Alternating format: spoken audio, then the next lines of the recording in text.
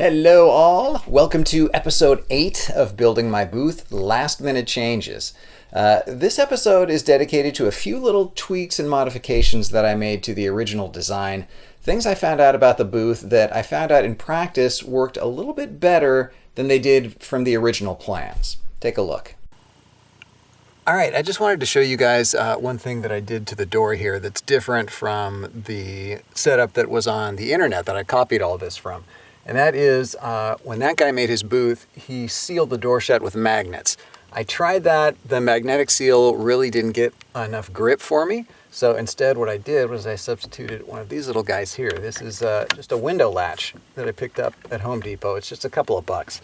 But I mounted this piece on it here. And then if you can see, the other end of it is right up in the door there. But it really gives a nice tight seal for the weather stripping on this door. You just kind of hold the door closed and click the latch shut like that. And it makes a really, really nice tight seal between the weather stripping on the door frame and the weather stripping on the door. So it helps with the soundproofing. And there you just pop it open to let yourself out, which is an important part of the whole process. And yeah, it does a great job keeping the sound out. Super cheap, super easy to work with. And seems to do the job much better than magnets. So there you go. One other fairly significant modification I made was with the fan box for the ventilation system. I found out that when the fans are turned on and the box is actually up against the side of the booth, it's way too loud. The vibrations from the fan transmit right to the inside of the booth, and it causes all sorts of noise problems. I had to find some way to decouple the fan box from the booth.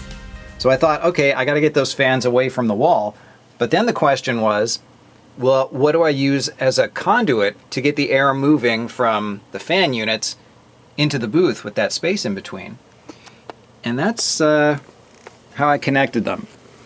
If you're thinking to yourself, those look an awful lot like a couple of legs from an old pair of blue jeans, bingo! I sliced the legs off a pair of old jeans and I attached them like tubes, one side to the booth and the other side to the fan box, and the air's moving right through them. Air's coming in through the lower tube, air's going out through the upper tube. Yes, it is as low budget and embarrassing as it can be, but damn it, it works.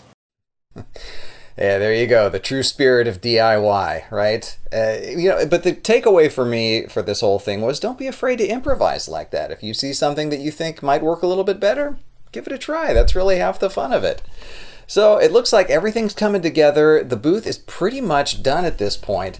Now it's time to actually get inside it and test the thing out and see how well it works. This is where the rubber meets the road. If you want to see what the test results are, got to check out the next video. We'll see you there.